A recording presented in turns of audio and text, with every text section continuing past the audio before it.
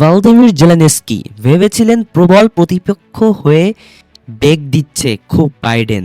ভেবেছিল ইউক্রেনকে দিয়েই শায়েস্তা করা যাবে।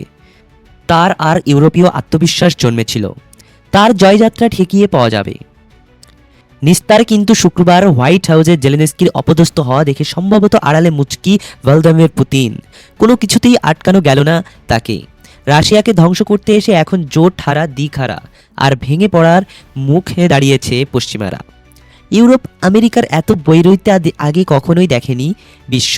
আর সব দেশকে এই পরিস্থিতিতে এনে দাঁড়া করানোর মাস্টারমাইন্ড সেই ঠান্ডা মাথার খেলোয়াড় পুতিন। এক সময়ের তুমুল বন্ধুত্ব থাকা যুক্তরাষ্ট্র ও ইউরোপ এখন একে অপরের মুখোমুখি ক্যামেরায় ওয়াও স্টাইলে দেখেও না। X-21 পারলে ঠেকাও ইউক্রেনকে কেন্দ্র করে দেশগুলোর দূরত্ব দিন দিন বেড়ে চলেছে। সবশেষ শুক্রবার ওয়াশিংটনে হোয়াইট হাউসে ট্রাম্পের ওভাল অফিসে পুরো বিশ্বের সামনে লাইভ ইভেন্টে যুক্তরাষ্ট্রের প্রেসিডেন্ট ও ভাইস প্রেসিডেন্টের মুখোমুখি কথার লড়াইয়ে জড়ান জেলেনস্কি। এই ঘটনায় ট্রাম্প ও যুক্তরাষ্ট্রে আগ্নেয়গিরির মতো ফুঁসে উঠেছেন। বন্ধ হয়েছে ইউক্রেনের জন্য সহায়তাও। প্রকাশ্যে জেলেনস্কিকে ক্ষমা চাইতে বলেছেন ট্রাম্পের প্রশাসন। মার্কিন প্রেসিডেন্টের সাথে শিষ্টাচার বহির্ভূত এমন আচরণ ইউরোপ ও জেলেনস্কির কপালে শেষ পেরেক ঠুকে দিয়েছে। ইউরোপ, কানাডা, অস্ট্রেলিয়ার নেতারা যখন ইউক্রেনের প্রেসিডেন্টের সমর্থনে পাশে দাঁড়াচ্ছেন, তখন যুক্তরাষ্ট্রের পক্ষে কঠোর অবস্থান নিয়েছে রাশিয়া, রুশ গণমাধ্যম ও রাজনীতিকরা। জেলেনস্কির এমন অসৌজন্যমূলক আচরণের তীব্র নিন্দা, সমালোচনার ঝড় বইয়ে দিচ্ছে। এমনিতেও ম্যাক্রন, সল্টস আর স্টারমারের সাথে টানাপোড়েনে চলছিল ট্রাম্পের এই ঘটনা। এখন ইউরোপ, আমেরিকা একেবারেই একে অন্যের বিরুদ্ধে এসে দাঁড়িয়েছে।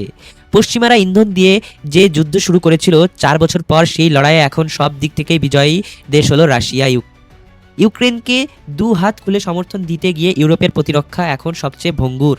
সামরিক ব্যয় বৃদ্ধি দেশগুলোর অর্থনীতিকেও ধ্বংসের দ্বারপ্রান্তে নিয়ে এসেছে।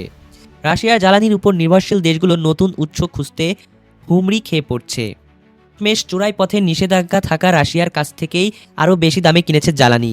ইউক্রেনের এই যুদ্ধে ইউরোপ আমেরিকার চিরচারিত মিত্রতার ভঙ্গন ধরনী।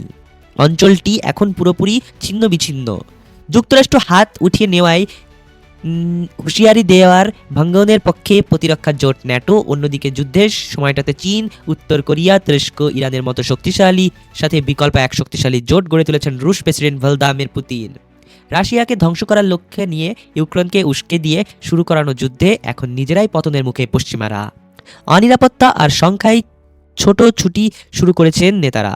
অপরদিকে পুতিনের নেতৃত্বে আগের চেয়েও আরও পরাক্রমশালী রাশিয়া।